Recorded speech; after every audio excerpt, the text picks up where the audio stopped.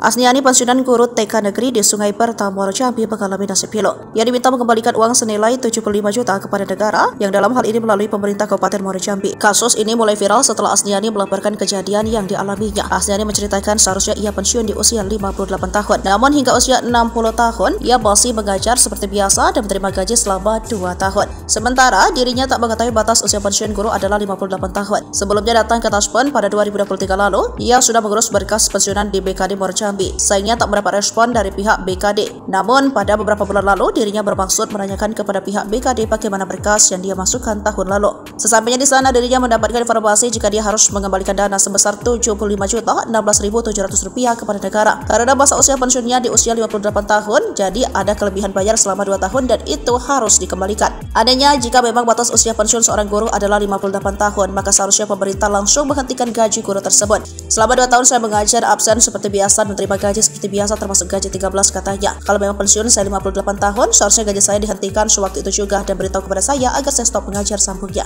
Atas hal ini dirinya menyatakan tidak sanggup untuk membayar uang sebesar yang disampaikan oleh pemerintah Kabupaten Muaro Jambi. Kalau memang saya pensiun di usia 58 tahun, seharusnya saya mengurus berkas untuk pensiun pada tahun 2023 lalu diberitahu jika saya sudah pensiun, ini malah sampai 2 tahun terangnya.